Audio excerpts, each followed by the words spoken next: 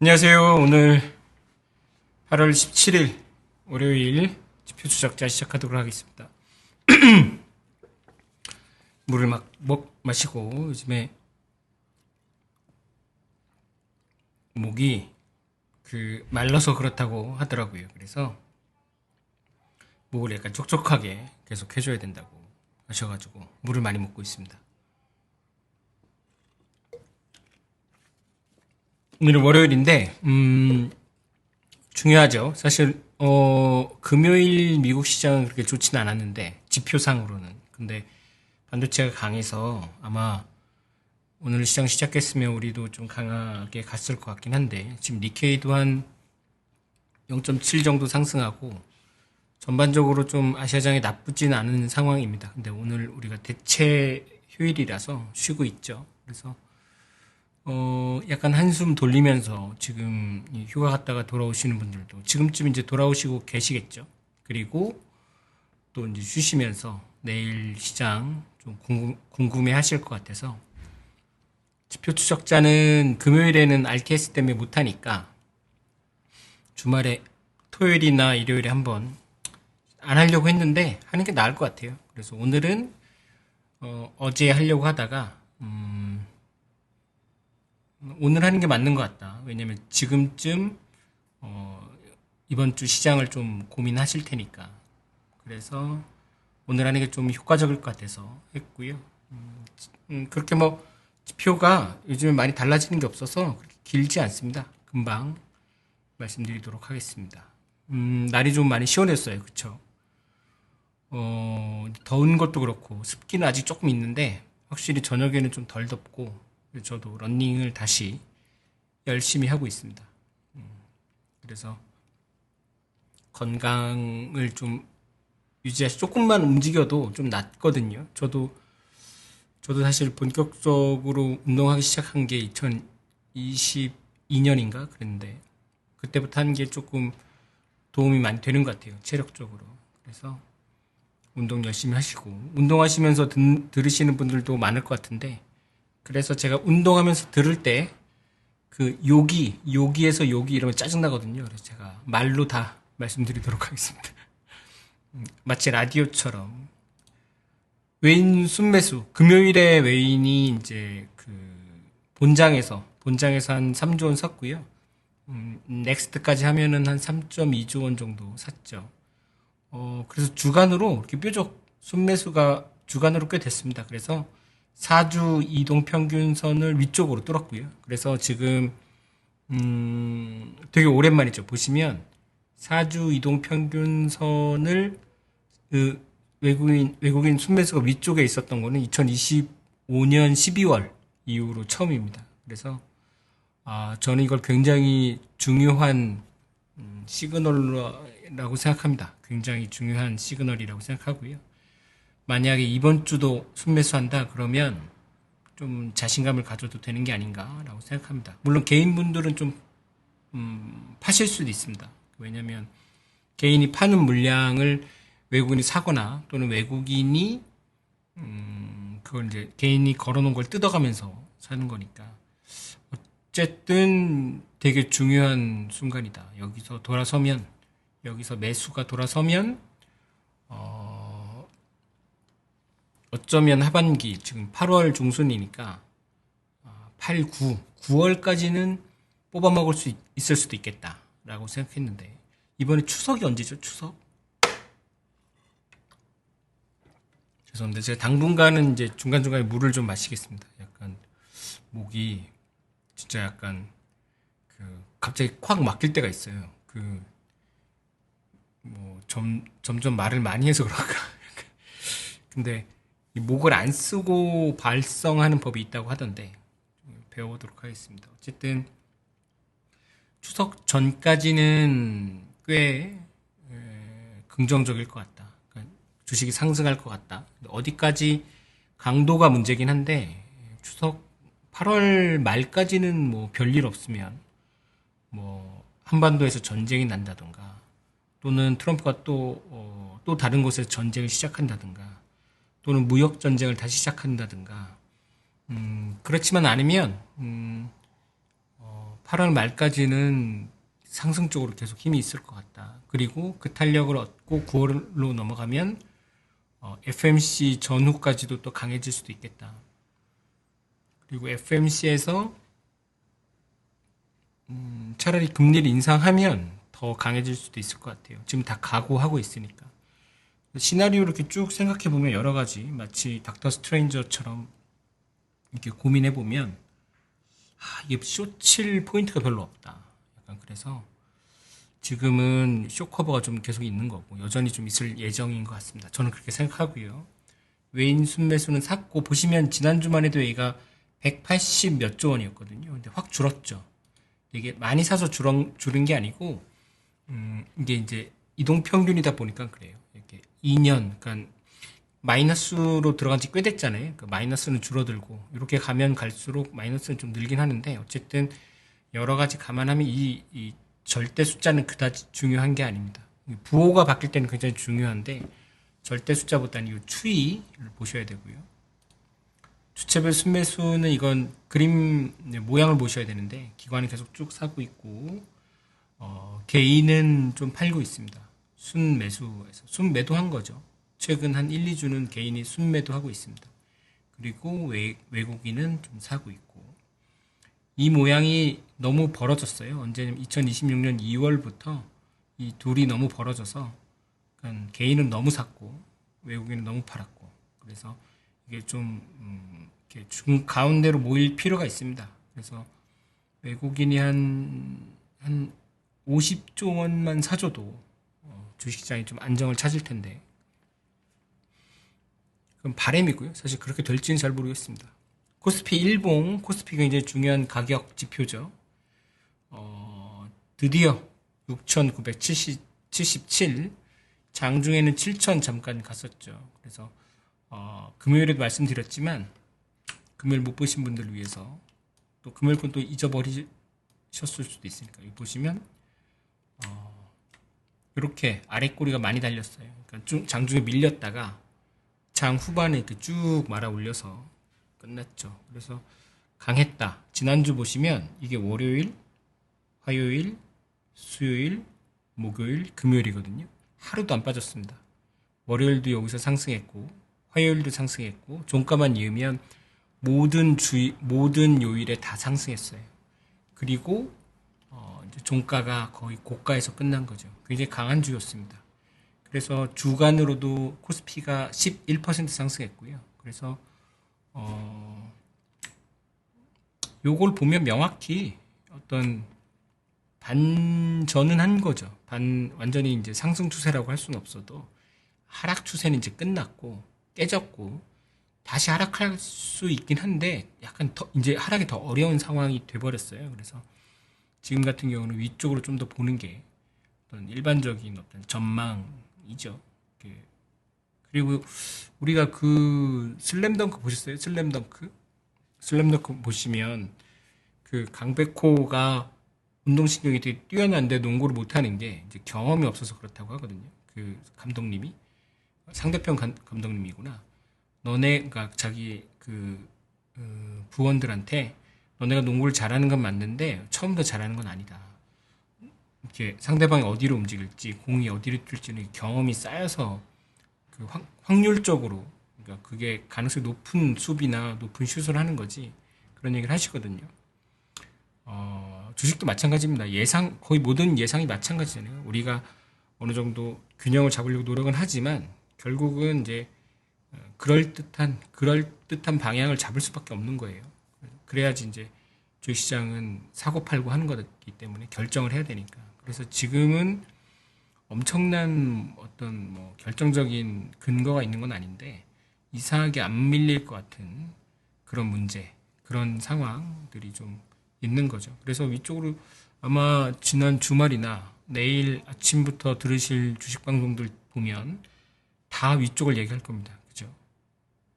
조금 늦었지, 그죠? 지난주에 저처럼 지난주에 계속 사라고 했었어야죠. 그죠?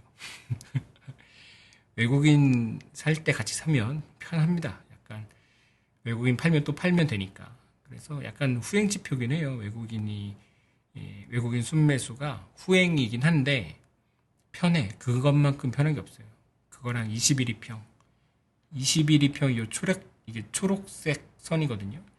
이 21이평 깨졌을 때 팔고 21이평 위에서 사고 하면 사실은 거의 안 읽습니다. 잃지 않아요. 그래서 지금 이제 21이평을 지난주에 뚫었잖아요. 위쪽으로. 그리고 좀 강력히 뚫었고 그리고 외국인도 사고 뭐 그다지 나쁠 게 없어요. 지표 뒤에 보겠지만 그동안 우리가 봐왔던 지표들도 안정화됐고 그래서 악재가 뭔가 악재는 뭔가 뒤에 이제 전략 부분에서 말씀드리겠지만 악재가 여전히 있긴 있죠. 있긴 있지만 지금은 악재보다는 호재가 더 큰 영향을 주고 있고 코스닥은 이제 864 코스피는 6977인데 그냥 7000이라고 하죠. 7000 정도 됐다. 드디어 5200까지 갔었는데 7000까지 갔다. 코스피 7000 나쁘지 않죠. 코스닥은 6864 약간 6000 죄송합니다. 죄송합니다. 코스닥은 864 한 860이라고 하는 게 낫겠네요. 860이고 900까지는 좀 거리가 있긴 한데 한 40포인트 정도 한 5% 내외죠. 제 생각에는 이거 내일 찍을 수도 있습니다. 왜냐면 여기가 볼린저 밴드가 이미 여기 상단이 닿았고 그러니까 상승할 때 볼린저 밴드는 언제든지 찍을 수 있는 그 라인인 거예요. 이쪽 벌어지고 있을 때 이쪽도 마찬가지로 여기 보시면 이렇게 볼린저 찍고 멀어졌다가 다시 찍고 멀어졌다가 다시 찍고 그러잖아요. 이게 반전됐다면 위쪽 볼린저는 언제든지 찍을 수 있는 건데 그 볼린저 밴드 상단이 우연하게도 61평이랑 맞았고 거기가 900인 거죠. 그래서 900은 찍을 수 있다. 제가 계속 이 근거 여기까지 갈 거라는 근거는 이제 모양만 보고 기술적으로 말씀드리는 거고요. 거기까지 간다는 어떤 펀더멘탈적인 근거는 없습니다. 그거는 더 분석해봐야 되는 거고요. 사실 그 산출하기도 되게 어렵고. 근데 이건 지표 추적자다 보니까 지표를 이제 겉으로 보는 거잖아요. 그 지표가 왜 그게 나왔는지 보는 게 아니고 이 지표가 이렇게 움직이네 라는 걸 매일매일 모니터링 하는 거예요. 우리가 지금 보고 있는 지표가 제일 중요하다고 저희가 생각하는 게 지금 외국인 순매수 두 번째는 코스피 코스닥 지표 가격이 굉장히 중요합니다. 사실은 가격을 뒷받침하는 게 현대금융이기 때문에 기업 이익도 마찬가지인 거잖아요. 기업 이익을 결정하는 기업의 서비스나 상품 가격을 결정하고 어떻게 보면 지금 요즘 돌아가는 메커니즘은 삼성전자 주가의 가격이 SK 하이닉스 주가 가격 산정하는데 일종의 레퍼런스가 되잖아요. 참조가 되잖아요.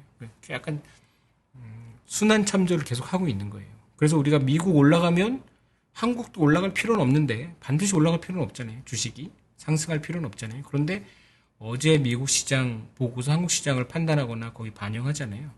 그래서 가격도 굉장히 중요한 지표입니다. 그리고 이미 가격을 펀더멘탈하고 분리하는 건 굉장히 옛날 이제 올드 스타일이고요. 어떻게 보면 펀더멘탈보다 가격이 훨씬 더 펀더멘탈적인 성격을 보이고 있습니다. 시총 이런 것들. 그래서 가격 지표 코스닥은 한 860이다 라고 볼 수 있고요. 나스닥은 금요일에 좀 하락했는데 하락한 걸로 안 느껴지는 이유는 우리나라 야간 선물도 그렇고 반도체 주가들이 금요일에 또 좋았어요. 샌디스크나 뭐 이런 것들 5% 이상 상승했고 좀 하락한 거는 하이퍼스케일러 중에 몇 개가 좀 하락했기 때문인데 그것도 하락이라고 보기엔 좀 애매하죠. 약간 조정에 가까운데 지금 아시아 또는 지금 미국은 아직 새벽인 거죠. 일요일 밤일 텐데 아시아장에서는 선물 기준으로 0.5에서 0.7 정도 계속 상승하고 있습니다. 나스닥 100 선물이. 그래서 게다가 또 이제 샌디스크나 마이크론 같은 반도체 주가가 완전 풀이장이긴 한데 아직 본장이 열리지도 않았지만 풀이장에서도 한 5% 이상 상승하고 있더라고요. 4에서 5% 정도. 그래서 그런 거 감안하면 세다고 볼 수 있고 저는 이번 주에 나스닥이 이번 주에 최고점 27,190인데 이걸 뚫을 거라고 생각합니다. 이번 주에 나스닥이. 근거는 딱히 이번 주에 미국에 약재가 없다. 또 하나는 미국도 이제 8월 말 정도면은 그 큰 기관들의 자금 집행이 있다. 반도체가 문제가 아니고 요즘에는 하이퍼스케일러들이 좀 적극적으로 주가 방어를 하고 있다. 그래서 오늘 당장은 아니더라도 이번 주에 나스닥이 전고점을 뚫고 상승했을 때 그 뉴스가 우리나라에 영향을 줄 때 그때가 아마 저는 이번 주의 고점이라고 생각합니다. 그러니까 아침에 일어났는데 뉴스나 주식 방송에서 다 어제 나스닥이 신고점을 갱신했다, 신고점을 뚫었다라는 뉴스가 나왔을 때 우리나라 코스피는 그날 굉장히 많은 시세 분출이라고 하죠. 그런 게 날 겁니다, 아마. 그래서 나스닥이 신고점 뚫으면 제가 아마 그때도 제가 안 자고 새벽에 아마 오라클을 켤 텐데 오라클이 무슨 뜻이 있는 건 아니고 그 뭐 이런 식의 어떤 비정기적인 안 하던 걸 이렇게 하면 주부 형이 저한테 물어봅니다. 이거 뭐라 무슨 코너야? 그러면 잠깐만요. 그때 매트릭스 보고 있다가 보고 있는 건 아니고 공부하고 있었거든요. 그래서 오라클로 하죠. 뭐 그렇게 한 겁니다. 그래서 네, 맞췄지 뭐 이런 의미도 좀 있긴 한데 어쨌든 나스닥 좀 잘 보셔야 되고요. 그래서 우리가 저희 보고 있기도 하죠. 26,000 한 26,700이라고 하죠. 26,700, 800인데 27,000, 27,000 갔을 때가 굉장히 중요합니다. 네. 네, 오래오래 함께 하자고요. 근데 저희가 계속 보는 게 이게 과연 좋은 건지 잘 모르겠어요. 그죠? 저는 아무래도 뭐랄까 평시보다는 전시에 더 쓸모가 있는 사람이고 제가 볼 때도 저는 이제 평시에는 조금 뭐 세상이나 금융시장 돌아가는 말씀을 드릴 수 있는데 만약에 다시 이제 강세 롱장이 오면 그다지 저는 제 영상을 안 보셔도 수익이 많이 나실 거고 오히려 제가 더 어떻게 보면 뭐랄까 발목을 잡는 그런 역할을 할 수도 있을 것 같아서 저는 되게 좀 두렵기도 하거든요.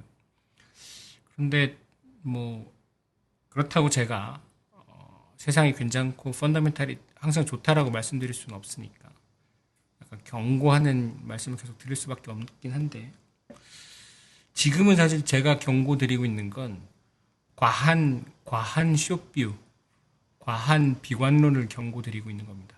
왜냐하면 그 정도까지는 아니에요. 그 정도까지는 그리고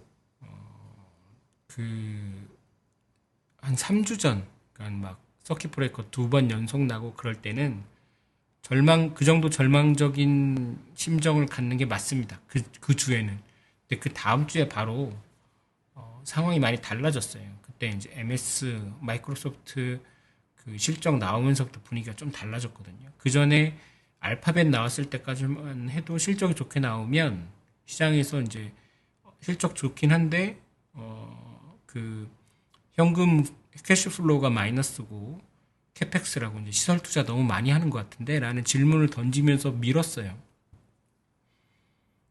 그런데 그러다가 금요일에 제가 오라클 새벽 5시에 한 적 있잖아요. 그때부터 달라졌어요. 그때부터 분위기가 달라졌고 그 주말이 지나면서 그러니까 지난주 말고 지난주 주간으로 11% 상승했던 그 주 말고 그 전주 한 주 쉰 때가 있었어요. 그때 한국은 여전히 쫄아 있었는데 미국은 그때 이제 좋아졌고 그러고 나서 그 마이크로소프트 말고 다른 하이퍼스케일러들 실적 나올 때마다 그들의 주가가 상승합니다. 그리고 엔비디아랑 블랙락이랑 블랙스톤 같은 돈 모아주는 기관들하고 엔비디아하고 손잡고 5천억 달러 우리 돈으로 750조 원 정도죠. 그거를 이제 돈을 만들어 놨다라고 발표하고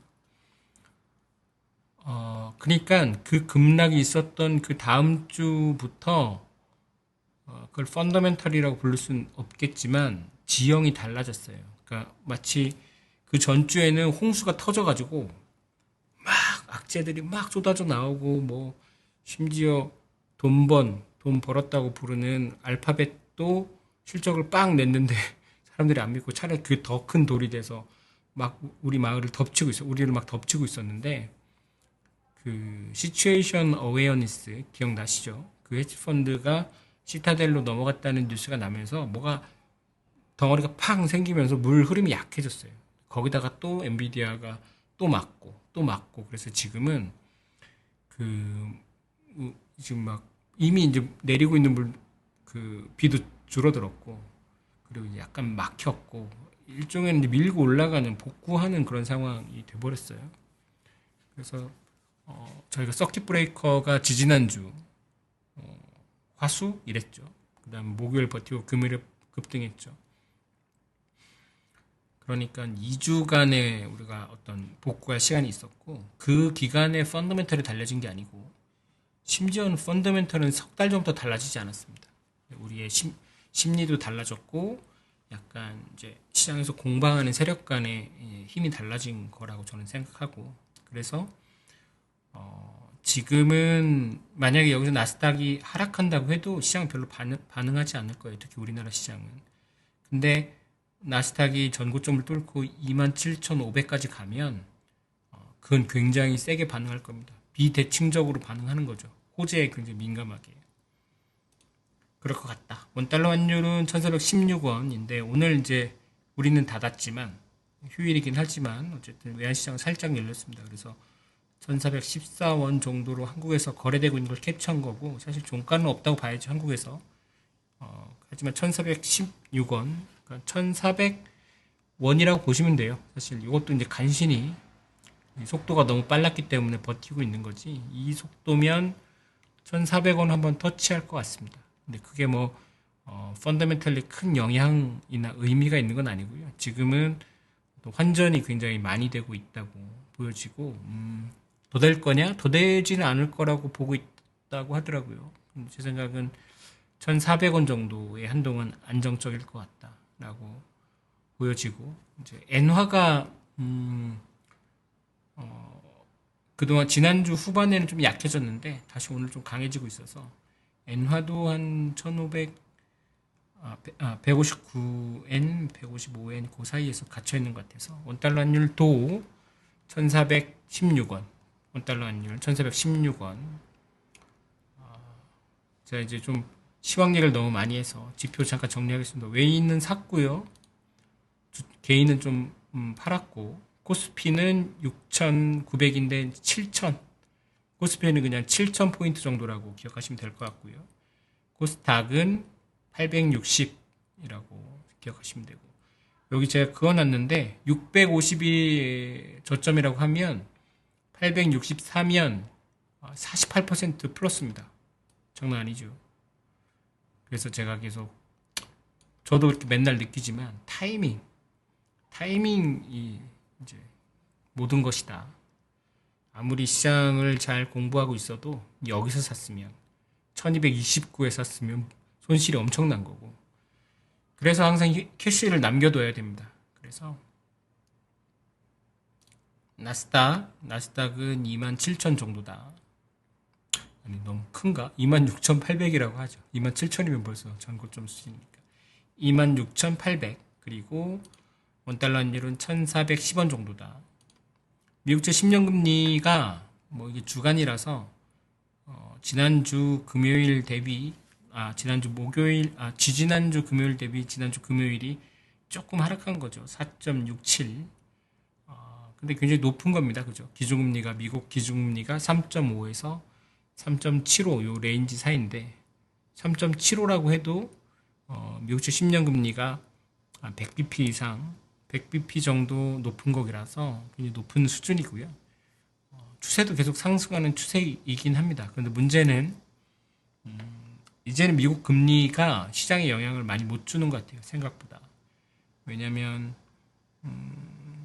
미국채 발행이 굉장히 많긴 한데 의외로 또 조금씩 사고 있고 금리가 영향을 주려면 아마 FMC 금방일 것 같고요. 지금 미국채 금리가 미국 시장에 또는 한국 특히 코스피에 영향을 준다면 뭐 100% 기준으로 5%도 안 될 겁니다. 5%도 영향을 주지 않을 거예요. 그래서 금리 상승하면 좀 놀랍긴 하죠. 게다가 미국채 30년 금리도 굉장히 높고 일본 30년 금리도 거의 사상 최고치를 쳤죠. 근데 제가 채권 시장에 오래 있었는데 금리가 주가에 영향을 주는 건 굉장히 느리게 그러니까 시간 많이 걸리더라고요 생각보다. 그래서 당장 이번 주에는 걱정할 문제에서는 조금 낮은 순위다라고 보여지고요. 미국채 10년 금리는 4.67 정도다. 한 4.7이라고 생각하시면 될 것 같아요. 3년 한국 3년 금리는 얼마였죠? 3.8 정도죠. 3.79 뭐 높긴 한데 더 올라가지는 않고 있습니다. WTI 선물 이란 쪽도 뭐 후티 반군이 홍해를 어떻게 해서 미국 항공모함 출동했다고 하는데 81달러고요. 제 생각에는 생각보다 빠르게 그쪽이 정리될 수도 있을 것 같고 또는 WTI니까 이게 미국에서 생산되는 원유니까 그쪽은 진짜 잘 나오고 있다라고 보여집니다. 이게 두바이유가 올라간다고 WTI가 올라갈 필요는 별로 없어요. 반드시 왜냐하면 두바이유가 미국이 두바이유를 완전히 수입 안 하는 건 아니지만 미국은 이미 WTI로 국내 수요를 다 채울 수 있기 때문에 물론 텍사스에서 난 걸 플로리다까지 가져가지 않죠. 그죠? 플로리다에서 나오는 것들 또는 그 베네수엘라에서 그 석유가 이렇게 선물 시장이 있긴 하지만 주식하고 달리 물리적으로 이동해야 되는 거예요. 그래서 두바이유 같은 경우 우리가 이제 중동에서 사오지만 우리가 미국 원유를 잘 안 산 이유가 비싸기도 하고 원래 미국은 얼마 전까지 원유 수출이 안 됐고 또 하나는 태평양을 건너야 되고 그러니까 각자 어떤 세상이 원유나 이런 에너지 먹는 거는 적응을 합니다. 그래서 미국 같은 경우는 WTI 선물을 레퍼런스로 삼는 거죠. 기준으로. 근데 유럽 쪽 기준은 브렌트유라고 북해 쪽 그리고 중동 두바이유는 그렇게 기준으로 많이 삼지는 않아요. 주식시장은 어느새 이제 전쟁 리스크를 좀 많이 잊어버렸고 다시 붉어질 수 있긴 한데 저는 그게 오히려 살 기회다라고 생각합니다. 뭐 핵을 쓴다든가 지상군을 투입한다든가 이 두 가지 케이스만 빼곤 또 하나는 뭐 감사합니다. 트럼프가 뭐 암살된다든가 이번에 비행기 바꿔치기 한 거 가지고 말이 많던데 저도 그거 보고서 너무 약간 이건 좀 비겁한데라는 생각을 했거든요. 짜친데 자기는 몰래 비행기 타는 척하고 탔다가 내려서 다른 비행기 타고 나머지 측근 몇 명 빼고는 다 그 비행기 타고 갔다고. 그래서 물론 뭐 시크릿 서비스라고 미국 대통령 경호국이 요청했겠죠. 그렇게 하자고. 그런데 또 대통령이 선택할 수 있긴 하잖아요.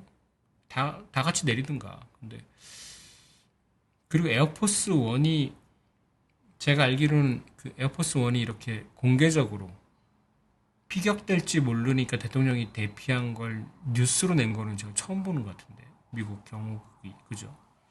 그런 거 보면 참 그쪽도 많이 규율이 없어진 것 같기도 하고 WTI 선물은 81달러고요. 삼성전자는 한 주 만에 23만 원대에서 27만 원대가 됐습니다. 그때 이게 월화수목 금이죠. 월요일 종가만 해도 23만 4천 원인가 그랬는데 금요일에는 27만 4천 원이 돼서 4만 원이 올랐고요. 그러면 주간으로 한 10% 정도 상승한 거죠. 그래서 빠르다. 역시 삼성전자는 좀 그때 이제 제가 화요일인가 시황할 때 그랬잖아요. 얘가 한 번에 수요일이구나 이게 수요일에 한 번에 21일평과 161일평을 뚫어버렸다. 그래서 목금 이렇게 올라간 거죠. 그래서 이런 돌파는 좀 무시하기가 어렵습니다. 반대도 마찬가지인데 보시면 이런 이때 21일평을 굉장히 큰 음봉으로 뚫고 내려갈 때 이때도 무시하면 안 되는 거예요. 그걸 바로 하락하잖아요. 반대로 얘도 마찬가지인 거예요. 그래서 이 약간 큰 양봉으로 21이평을 한 번에 뚫을 때 그런 거 무시하면 안 되고요. 그러니까 저는 이게 만약에 목금을 안 보면, 그러니까 목금을 못 봤어. 그때 어떻게 판단하느냐가 되게 중요하잖아요. 이렇게 돼 있어요. 수요일에 이렇게 뾰족 나왔어. 그럼 이제 결정을 해야 되잖아요. 액션을 취해야 되니까. 근데 전 이럴 때는 내가 아무리 이 세상이 비관적이고 주식이 빠질 것 같아도 좀 반응은 합니다. 그러니까 그동안 숏을 많이 실어놨다면 걷고 롱을 많이 비워놨다면 우선은 조금 사는 거죠. 조금이라도. 한 10%라도. 왜냐면 그렇게 갈 수도 있잖아요. 그죠? 그런데 이런 어떤 뭐랄까 가격적으로 뭔가 좀 이런 반응이 나오는 가격들이 나왔는데도 그렇게 어쨌든 위든 아래든 결정론적으로 또는 이제 신념을 가지고 밀어붙이면 그 신념이 더 강화될 뿐이에요. 내가 계속 손해를 볼 때마다. 어제 그 링크 보셨죠? 그 코스모폴리스. 그게 이제 훌륭한 매니저들과 훌륭한 운용자들이 잘하다가 한번 주화인마에 빠져서 그 아집에 걸려서 한 번씩 망하는 거거든요. 그런데 개인들은 그 아집을 종목마다 가지고 있는 것 같아요. 제가 느끼기에 이 종목마다 이 종목을 왜 산 이유는 아주 다양하더라고요. 하지만 내가 산 건 절대 빠질 거라고 생각하진 않아. 생각하더라도 어느 순간 이제 자기 기억을 조작해서 아니라고 해요. 난 이걸 공부해서 산 거고, 난 이걸 장기 투자하려고 샀다고. 사실은 살 때는 그런 생각 안 했을 텐데 분명히. 그래서 뭔가 유연하게 어쨌든 내가 생각한 대로 되는 건 맞거든요. 그런데 안 될 수도 있잖아요. 그러니까 조금 반응은 해주는 게 시장에 대한 예의고 내 돈에 대한 예의라고 저는 생각해요. 그래서 제가 아무리 숏돌이라고 해도 이럴 때는 안 쳐요. 저도 이렇게 두 번 서킷 정도 났을 때는 두 번 서킷 났는데 다음에도 또 까는 건 사실 이제 반대편에 대한 예의가 아니거든요. 다 죽이는 거잖아. 그러니까 그 정도는 이제 그 트로이 전쟁 할 때 봤잖아요. 적절히 하다가 지치거나 누가 이제 중요한 인물이 죽으면 그냥 갑니다. 이렇게 쓱. 내일 하자 이렇게. 그래야지 다 죽이면 나중에 호구는 또 못 만나. 다 죽여놓으면. 내가 그 호구인지는 모르겠지만 어쨌든 그래서 그 약간 아량을 가지고 적에 대한 아량을 가지고 내가 죽을 것 같을 때 그 사람들이 또 날 살려줄 수도 있으니까 그죠? 삼성전자는 반응을 했었어야 된다. 목금에 그러니까 수요일 종가에는 했었어야지. 수요일 넥스트장에서는 했었어야지. 그러면 SK 하이닉스는 이제 그때가 왔습니다. 봐봐요. SK 하이닉스는 이제 올라갈 때도 많이 올라갔고 이격도 훨씬 컸어요. 삼성전자보다. 여기 지난번 고점대에 보면 SK 하이닉스는 21이평에서 굉장히 빨리 올라가서 21평에서 떨어진 상태로 굉장히 오래 있었거든요. 이게 21평이 한 번 무너지니까 못 올라가잖아요. 쭉쭉쭉쭉 밀리다가 여기까지 140만 원, 그러니까 한때 120만 원, 118만 원까지 갔었죠. 그러다 이제 얘도 월화수목 이렇게 반등했습니다. 근데 어제, 그러니까 금요일에 음봉이긴 하지만 마지막에 힘이 없었죠. 이 친구는 마지막에 168만 원 막 이러다가 164만 5천 원에서 끝났는데 차트를 보면 21평하고 61평을 어쨌든 금요일에는 위로 돌파했어요. 음봉이라는 게 좀 꺼림직하긴 하지만 그럼 이제 또 고민을 해야 되는 거죠. 삼성전자는 이미 21평, 61평 위에 있고 삼성 SK 하이닉스는 금요일에 이제 뚫고 올라간 거죠. 음봉이긴 하지만 그러면 내가 SK 하이닉스를 가지고 있거나 또는 가지고 싶었던 사람이라면 어떻게 해야 될까? 그리고 여기 보면 여기 한 번, 두 번, 여기 세 번, 사실상 그 전에 세 번 164만 원, 165만 원 사이에 이렇게 한번 선이 그어졌었어요. 살짝 그어볼게요. 뭐 정교하진 않죠. 근데 어쩌면 사람들이 160 요 라인에 뭔가 뭐 물려있는 사람이 많거나 아니면 여기서 팔아야 되고 싶은 사람이 많거나 아니면 옵션이 여기 많이 걸려 있어서 여기를 못 올라가게 하고 싶어 하는 사람들이 있거나 네 금요일에 이제 한번 찍고 내려왔습니다. 그리고 금요일 미국 시장에서 반도체가 좋았고 SK 하이닉스 ADR도 상승했고 많이 상승 못했죠. 근데 지금은 오늘은 상승하고 있더라고요. 오늘 만약에 SK 하이닉스 ADR이 뭐 한 5% 상승해서 내일 아침이 됐어. 그러면 이제 반응해줘야 되는 거죠. 그죠? 이건 반응이에요, 반응.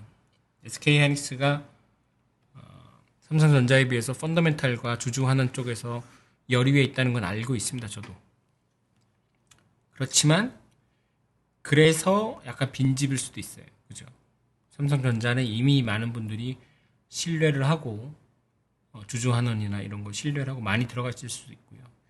SK 하이닉스는 제 느낌으로는 과하게 많이 비우셨어요. 물론 그럴 충분한 이유가 있습니다. 근데 이렇게 반등할 때는 탄력이 더 클 수도 있어요. 그래서 주간 기준으로는 다음 주에는 이번 주죠. 이번 주에 강해지면 SK 하이닉스가 삼성전자보다 주간으로 더 많이 상승할 수도 있다고 저는 생각합니다. 주주환원 정책의 규모랑 상관없이 단순히 수급적인 트레이딩적인 측면의 영향을 받아서 강해지면이라는 근거가 있습니다. 제가 드리는 말씀 상당 부분이 이제 그렇다면이라는 전제를 깔아요. 왜냐면 액션 플랜이니까. 근데 이제 그렇다면 이를 안 까는 게 이번 주로 좀 강할 것 같아요. 라는 건 이제 죄송합니다.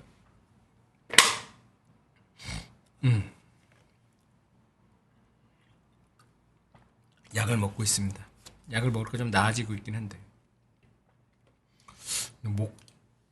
확실히 나이를 먹긴 먹었나 봐. 그죠? KNX가 그래서 그럼 이렇게 말씀드리면 또 얼마까지 올라가요? 이렇게 물어보실 텐데 그건 이따가 이제 차트 보면서 말씀드리도록 하겠습니다. 달러에는 금요일하고 주말 동안하고 오늘까지 해서 조금 강해졌어요. 160엔까지는 못 갔고 1달러당 159엔 정도입니다. 저는 이제 못 약해질 것 같아요. 그러니까 지금 엔화에 대해서 저도 유튜브 보고 여러분들의 어떤 그래요? 뭐가 뉴스가 떴어요 또. 그 엔화에 대해서 이제 많은 설명들을 하시는 걸 봤는데 조금 어떤 설명들은 좀 너무 피상적이고 어떤 설명들은 이제 채권하고 연결해서 보셔야 되는데 그냥 통화적인 상황만 보셨고 그래서 저도 이제 일본 제가 많이 관심을 갖는 이유가 사실은 양적 완화를 제일 먼저 연습한 데가 일본입니다. 그 일본 중앙은행이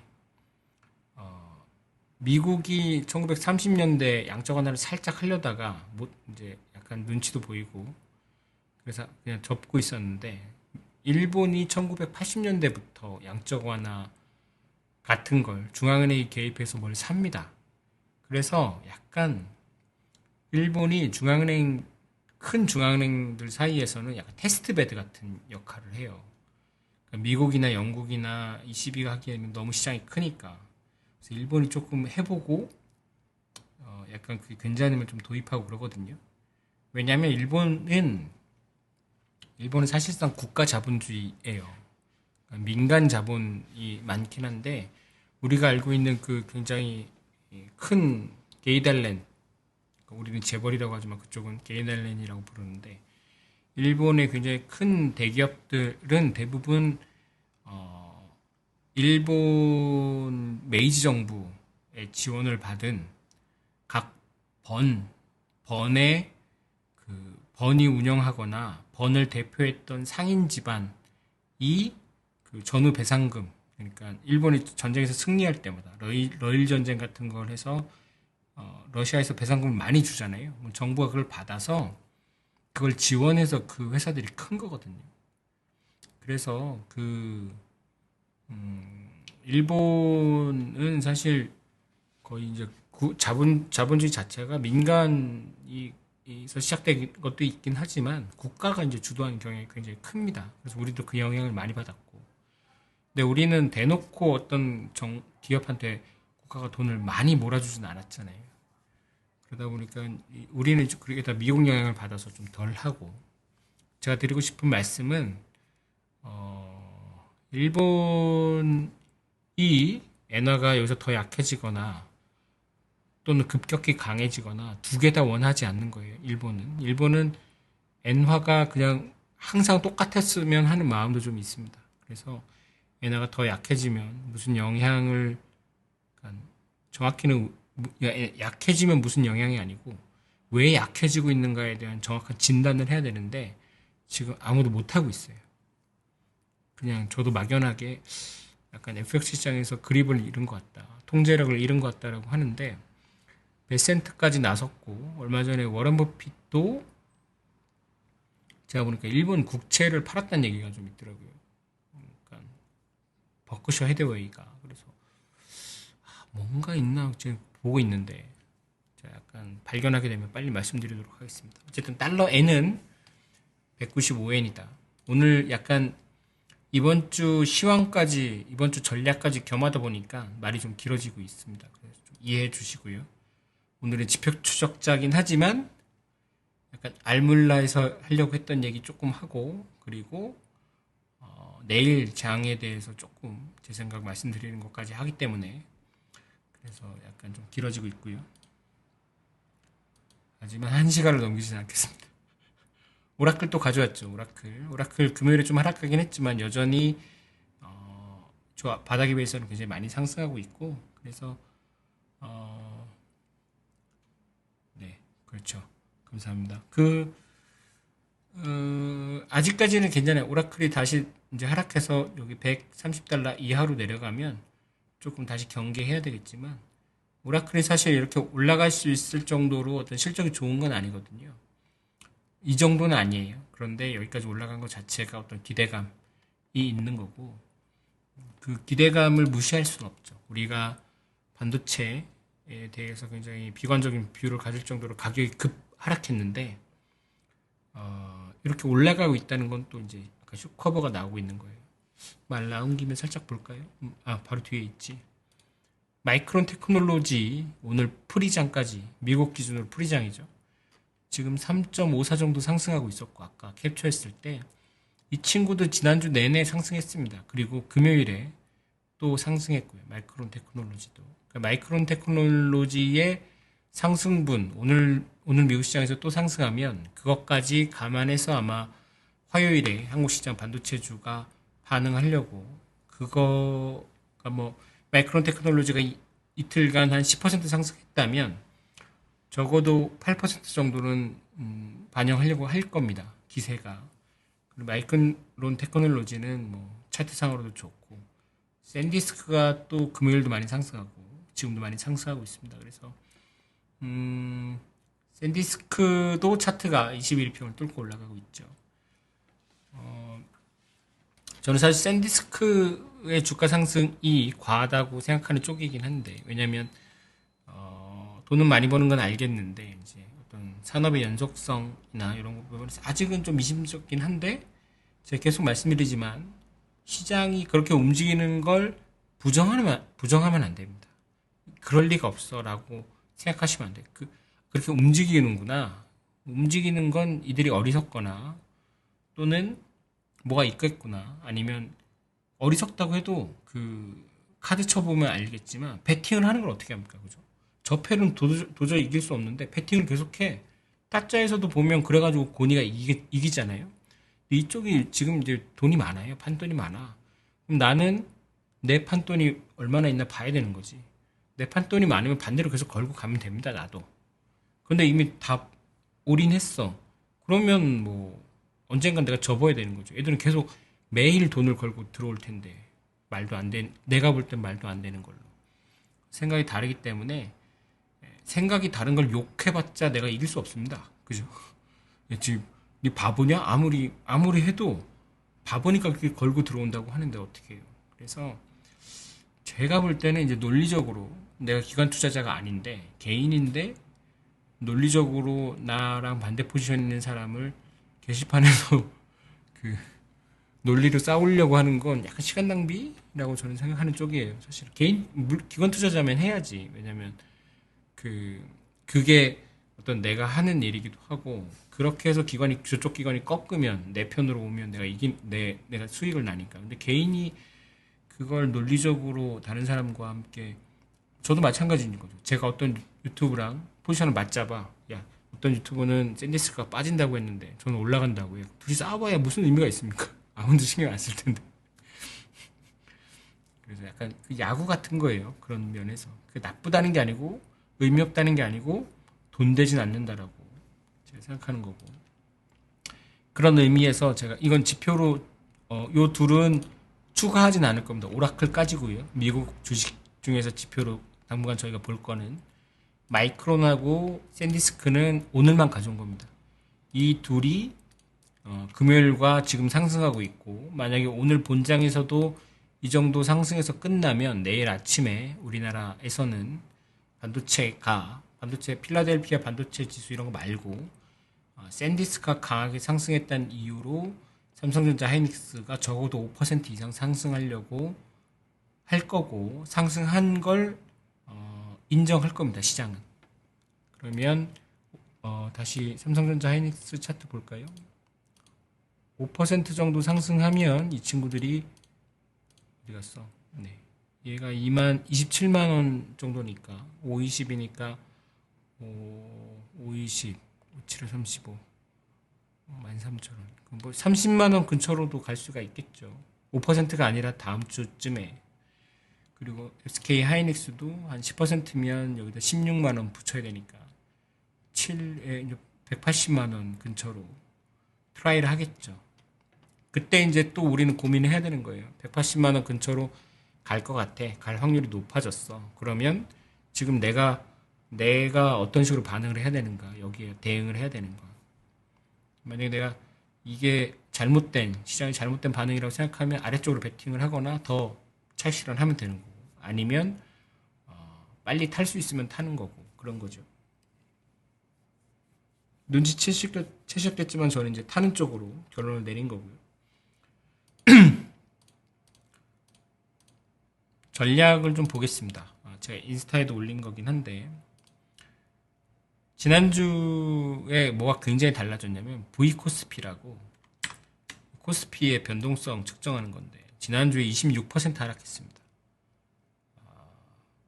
굉장히 드라마틱하게 하락했죠. 요때 우리가 변동성 너무 커지는데 너무 걱정인데 라고 했던 게 요게 7월 3일이긴 한데 이때가 우리나라 주식시장 고점이었습니다. 95. 변동성은 뭐 포인트 이런 얘기 안 하고 하여튼 95. 그런데 7월 3일 이게 7월 마지막 주까지 변동성은 여전히 이제 진정이 안 됐었어요. 근데 7월 마지막 주하고 8월 첫째 주, 둘째 주 동안 급격히 하락했습니다. 변동성이 높아지면 좋은 자산으로 취급을 못 받고 얘가 이렇게 변했기 때문에 방향을 완전히 바꿨기 때문에 저는 우리가 보고 있는 코스피나 코스닥 같은 숫자 몇 포인트라고 부르는 숫자 그런 거 말고 이거는 어떻게 보면 약간 내과 같은 거예요. 안쪽이 달라졌어요. 그래서 굳이 뭐가 달라졌냐고 하면 이게 가장 크게 달라졌다라고 저는 봅니다. 우리나라 옵션 시장도 그렇고 특히 지난주에 옵션 만기가 오히려 상승하면서 끝나가지고 하락 배팅이 다음 달에 걸려있는 하락 배팅도 아마 미리 걷어질 수 있습니다. 하락 배팅 쪽으로. 근데 그 옵션 풋콜레이시오 이런 게 일반적으로 이제 풋이 좀 많습니다. 옵션은 만약을 대비한 보험 같은 거라서 풋이 좀 많아요. 원래도 많고. 그리고 풋 프리미엄이라고. 풋이 원래 좀 더 비싸요. 그래서 이 V코스피가 하락한 게 거의 명백한 주식시장이 이번 주에 강해질 수 있는 핑계지 사실은. 그죠? 변동성이 작아진다고 주가가 올라가는 건 아닙니다. 그렇게 치면 이때가 2025년에 주가가 더 높았어야지. 그런 건 아니고요. 얘는 레벨로 보는 게 아니고 방향으로 보는 겁니다. 변동성이 올라갈 때는 이때는 주식이 상승하면서 변동성이 커졌던 거고, 그 변동성을 정점에서는 못 견뎠던 거고, 지금은 이제 변동성이 내려가면서 좀 하락하면서 주식이 빠졌다가 이제는 너무 많이 내려갔기 때문에 주가가 더 이상 안 내려갈 수 있는 그런, 좀 어렵죠. 옵션 매매하시면 아는데, 어쨌든 일반적으로는 변동성 지표가 하락할 때 주가 지수가 좀 안정되는 경향이 있습니다. 그래서 제가 여기 핑계라고 썼잖아요. 완전한 어떤 원인이 될 수는 없어요. 핑계로 되는 거고, 또 하나가 코스피 월간으로 보시면 이게 6월이었고 이게 7월이었습니다. 7월이 정말 굉장히 힘든 지옥 같은 달이었죠. 8,500에서 6월 고점, 이게 6월 30, 이게 6월 19일이었으니까 사실상 이제 한 달 반간 9,500에서 5,500까지 4,000포인트가 하락했었으니까. 근데 이렇게 하고 나서 양봉이 지금 나고 있습니다. 8월에 5.8% 상승 중인 거고요. 그리고 제 느낌상 이번 달에 마이너스 난 주식은 거의 없습니다. 이번 달로. 그런데 이 기관 같은 경우는 연기금이나 이런 쪽은 달마다 자금을 집행하거든요. 그러니까 이게 빵 식는 게 아니고 달마다, 왜냐면 돈 들어오는 게 달마다 들어오니까. 그리고 다 이제 분배를 좀 해놓습니다. 그래서 이번 달에 들어온 외국인, 이번 달에 들어간 기관, 이번 달에 들어간 개인은 수익이 나고 있죠. 그래서 물리신 분들도 있어서 위에서 매도가 좀 매도 물량이 깔려 있긴 하지만 그 중에서도 수익 난 사람, 아까 보셨죠? 코스닥 650에서 샀으면 48% 플러스인 거 급하게 안 팝니다. 그래서 매도 압력도 굉장히 많이 줄었고요. 뒤에 써놨지만 비관론이 강하게 어필하고 있다라는 게 사실 전 또 굉장히 강한 어떤 시그널이라고 생각해요.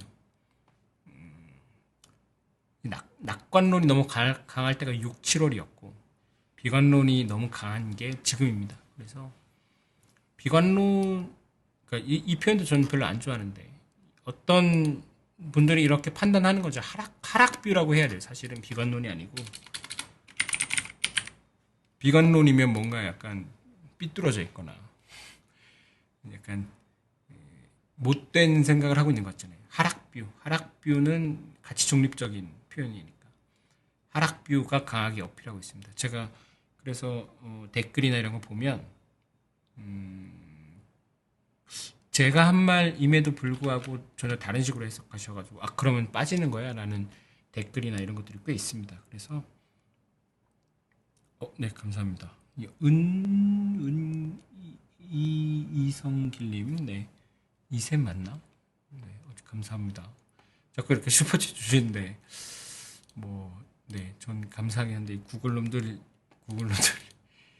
구글놈들이 여러분들한테 감사해야 되는데, 그죠? 그래도 약간 뭔가 저는 유튜브 세계에 늦게 들어왔지만 저도 그렇고 저도 굉장히 다양한 뷰나 생각들을 접할 수 있어서 기술 발전이 좋긴 하구나 이런 생각합니다. 그죠? 재밌는 얘기도 많이 듣고 특히 제가 IT 이런 거 잘 모르는데 그런 거 좀 있으면은 보면서 그 사람 만나려면 굉장히 많은 에너지와 아예 만날 기회가 없었겠죠. 공학자들 이런 분들은. 그런데 그런 분들이 올려주시는 영상을 보면서 약간 저의 어떤 외연이 넓어지는 느낌 들 때마다 기술은 발전하는 게 맞다 이런 생각이 듭니다. 다만 너무 빨리 가니까 짜증나서 그렇지. 그리고 그게 자기들이 만드는 건 사실이지만 그렇다고 이렇게 돈을 많이 가져가면 내가 자꾸 먹고 살기 힘들어지니까. 어쨌든 그래서 8월이 꽤 어떤 의미 있는 달이 될 것 같고요. 저는 방향 전환은 굉장히 순식간에 일어납니다. 그렇게 치면 얘가 지금 5% 정도 상승했는데 만약에 이번 주 5% 상승하면 10% 상승하는 거예요. 전달 종가에 비해서. 그러면 또 뭐 할만하죠. 그러면 급락하기보다는 여기 요 라인 6,500, 7,000 라인을 약간 바닥으로 해서 여기서 놓을 가능성이 높죠. 8,000에서 7,000 사이에서 당분간 있다가 방향을 잡을 가능성이 높은 거라고 보여지죠. 그래서 사실 내일 되게 중요합니다. 내일 제가 계속 그동안 말씀드렸을 때는 빠지면 사라. 제가 지난주부터 빠지면 사라는 얘기 안 했죠. 그죠? 지지난주만 해도 제가 음봉에 사라. 그러니까 될 수 있으면 늦게 사라는데 그 인스타에 올라온 거 보시면 지난주부터는 제가 외국인이 사면 사라라고 했지. 지난주도 이거 썼었죠. 상승 여부는 상관없다. 외국인이 사면 산다. 그 전주에는 외국인이 사고 하락하면 사라. 그러니까 빠졌을 때 사라. 계속 평단을 낮추자 그랬는데 지난주부터는 제가 그 표현 안 썼어요. 그리고 왜냐면 이제 중요한 건 어쩌면 약간 쫓아 사는 건 아닌데 빠지면 사려고 아래 대놓으면 체결이 안 될 가능성이 높아진 상황이에요. 적어도 시초가나 막 그 위에 쳐올리면서 하진 않아도 적어도 그 2호가, 3호가 최우선 호가 말고 2호가, 3호가에는 대놔야 체결이 될 수 있을 것 같은 그런 분위기입니다. 그래서 외국인이 사면 그날 외국인이 사는데 그날 주식이 좀 하락해. 그러면 조금 뭐 종가에 살까 이렇게 생각할 수도 있는 거죠. 근데 외국인이 사는데 예, 슈퍼챗 감사합니다. 네. 외국인이 샀는데 그날 코스피가 막 5% 올라갔어. 그래도 전 삽니다. 그래도 전 사요. 왜냐면 만약에 이번 주 놓치면은 조금 어렵습니다. 이번 주 놓치면 만약에 지금 7천이라고 치면 10% 오르면 7,700이잖아요. 이번 주에 5% 오르면 한 7,400 근처인데 7,500 정도에 가면 또 한 번 걸려요. 여기 보면. 그래서 제가 여기 위에다 7,400 정도에다가 이번 주 레인지, 그러니까 이게 레인지지 여기까지 간다는 게 아니고 만약 이 안에 있을 것 같기도 하다는 말씀이에요. 다음 주 금요일은 이번 주는 이 안에 있을 것 같다라고 말씀드린 거고 한번 올라갔다 내려올 수도 있죠. 그래서 약간 여기 보면 아래쪽이 조금 더 커 보이시긴 하는데 이거는 그렇지 않아요. 그런 건 아니고 사실은 제가 위쪽을 더 봤는데 아래쪽을 경계하자는 마음으로 여기 선을 그어놓은 거고 저는 여기 제 마음속으로는 7,400이긴 여기다 7,400이라고 써놓긴 했는데 제 마음속은 7,600 이상이긴 해요. 뚫고 갈 수도 있겠다. 잠깐. 그런데 종가는 한 7,500 정도에서 끝날 수도 있겠다라고 생각해서 이렇게 약간 보수적으로 해놓은 거고. 그리고 사실 7,500이 너무 빨리 가면 내일이나 모레 갑자기 7,500 가 있어. 그러면 또 약간 조금 차익 실현이나 이런 거 좀 고민해보긴 해야죠. 아래에서 산 거는. 그래서 이번 주는 이제 그동안 그 순환매라고 해서 반도체 말고 전력 이런 친구들이 좀 많이 올라갔는데 만약에 이번 주에 달린다면 달릴 가능성은 저는 굉장히 70% 이상이라고 생각합니다. 위쪽으로 주식시장이 코스피 기준으로 달린다면 위쪽으로 상승한다면 반도체가 또 끌고 갈 수밖에 없는 우선은 왜냐면 걔들이 또 사람들이 산 거 또 사거든요. 그래서 그렇게 될 거라고 보고 순환매는 아직까지는 조금 비효율적일 수도 있겠다. 왜냐면 순환매라고 하면 반도체라고 하면 살 종목이 몇 개 안 되잖아요. 10개 정도인데 순환매라고 하면 섹터도 많고 어느 애가 다음에 올라갈지 잘 모르겠어요. 그래서 소외될 수 있어요. 다 주식이 올라가는데 내가 산 섹터나 내가 산 종목은 순환매에 못 끼면 약간 좀 짜증도 나고 차 엄청 많이 마셔야겠네요. 감사합니다. 그래서 순환매보다는 이번 주는 뭔가 조금 마지막 쇼커버하는 친구들과 그리고 들어오는 외국인 등에 올라타는 게 제 전략입니다. 그래서 저는 금요일에도 말씀드렸지만 금요일 종가 근처에서 ETF 좀 샀고요. 지수 ETF. 제 종목은 못 사거나 또는 제한적일 수밖에 없고 저는 지수가 제일 지금 좋다고 생각합니다. 그래서 이번 주도 큰 거 위주로 제일 큰 게 지수죠. 그 다음에 주도주라고 부르는 삼성전자, SK, 하이닉스 각 섹터도 주도주들이 있습니다. 그래서 아, 네. 감사합니다. 제가 이렇게 도움이 되는 그런 칭찬을 받는 건 굉장히 오랜만이네요. 그동안 쇼돌이라고 욕먹고, 뭐, 음모론자라고 욕먹고, 그러고 있는데,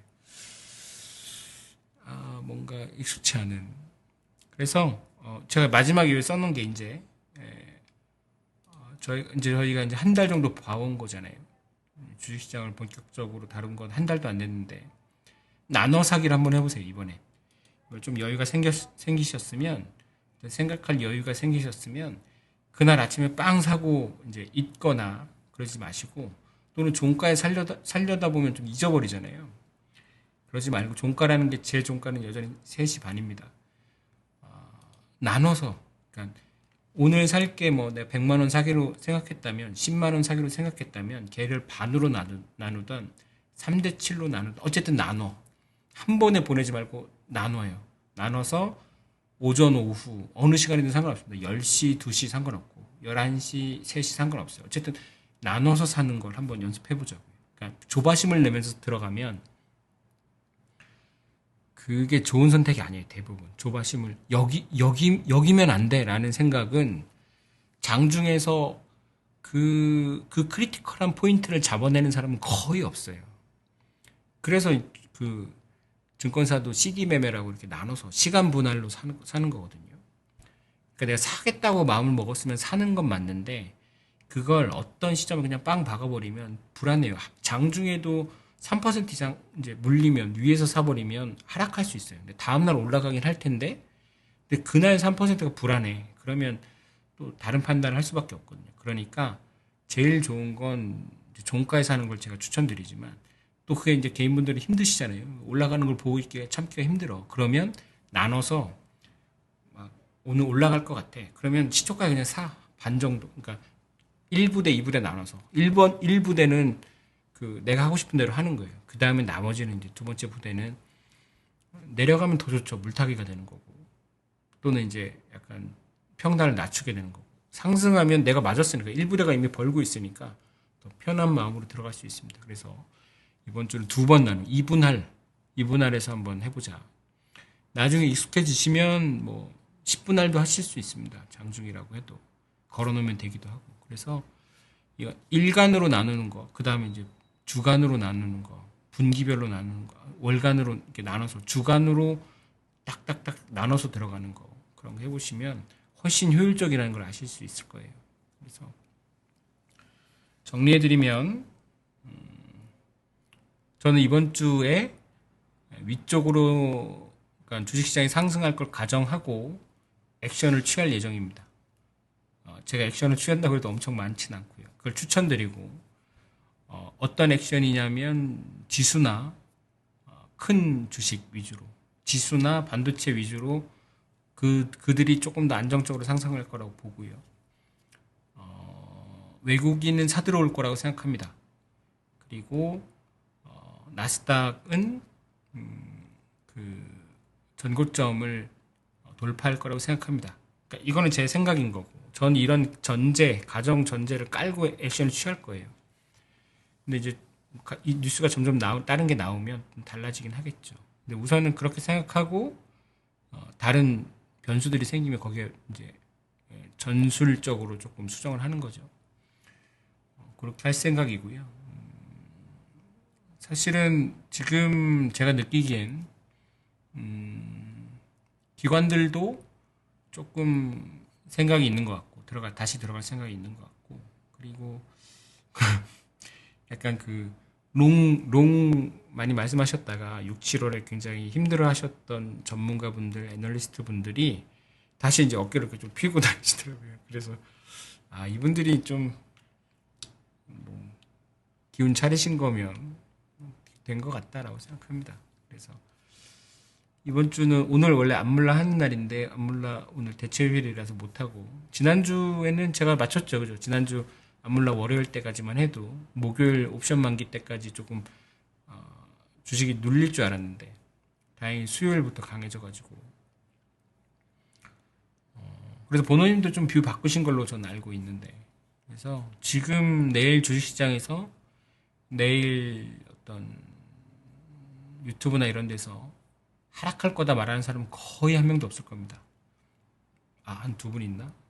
여전히 조심하자고 말씀하시는 분들이 있는데, 그분들이 드는 어떤 근거가 WTI랑 미국 이란 전쟁이 불확실하다. 또 하나 이제 미국 금리인데 다음 주는 큰 영향은 없을 거예요. 제 생각은. 그래서 또 있으면 제가 전해드리긴 하겠지만, 제가 충분히 말씀드린 것 같은데 또 이렇게 곡해하시면 안 됩니다.